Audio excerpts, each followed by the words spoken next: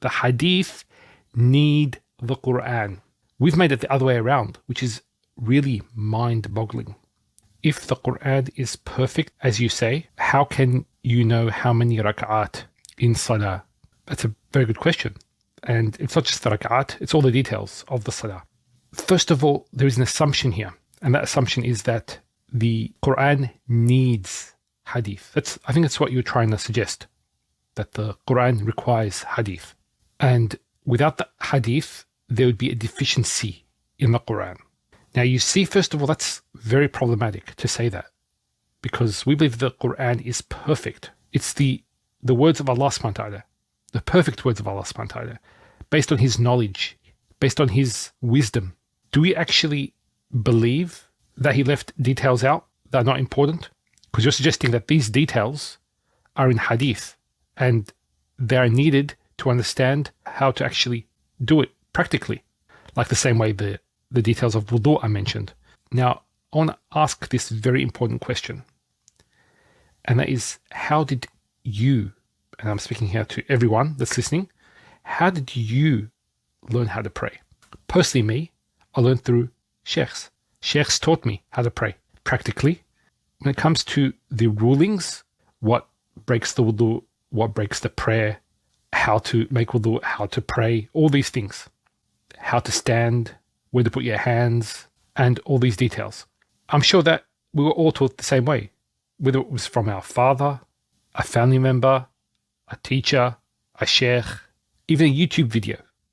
Okay, so there are many ways to learn. I doubt anybody took hadith literature. He took all the books of hadith and then found every single hadith on how to pray and then learnt salah that way.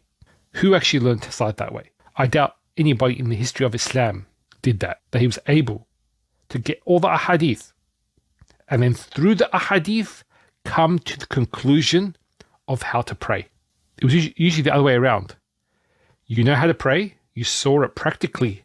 How were the people that you were with, the scholars, the people in the mosque, how did they pray? And you learned through them. You became a scholar, for example, of hadith. Then you went to the hadith and found certain things that conform to the way you pray. I say, there's proof that you do it this way. That's how it's usually done. It's not done through a hadith teaching you how to pray. In fact, let's take this hypothetical. You have 100 scholars. None of them know how to pray. They have everything else, all the usul of the madhab that they follow. They have all the tools needed to derive the proper rulings. And what you do is you give them the Quran and you give them all the ahadith on salah or that are related to salah.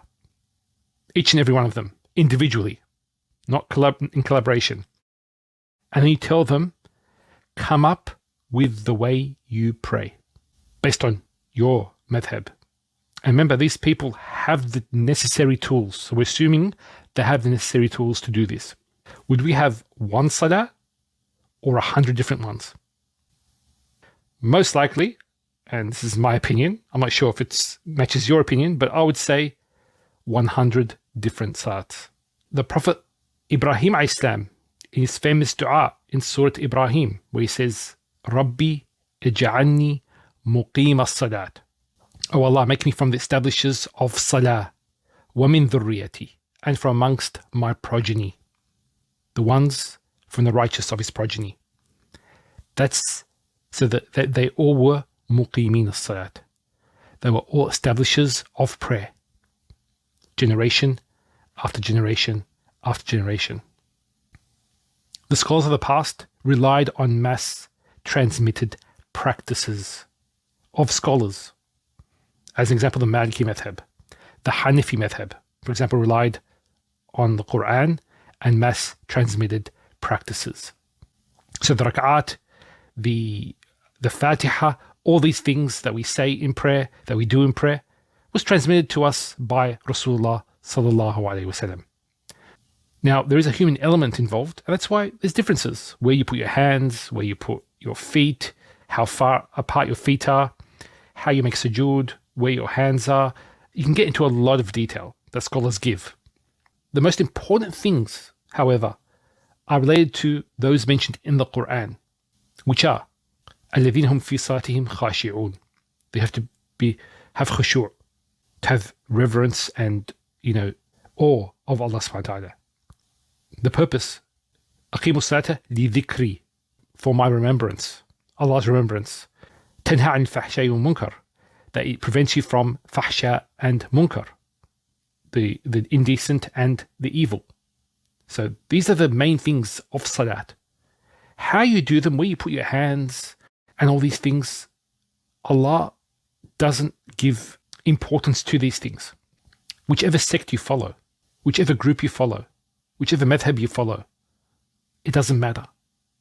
As long as you're doing the salah and you're doing what Allah tells you to do, and that you have the things that are mentioned in the Quran, that's preventing you from evil, that it's making you remember Allah, you're having clarity, that you're having a connection to Allah subhanahu wa ta'ala. These are the important things.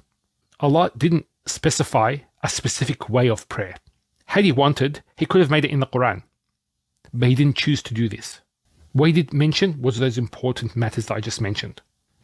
If you think about it, if there was no Quran, what would the hadith be?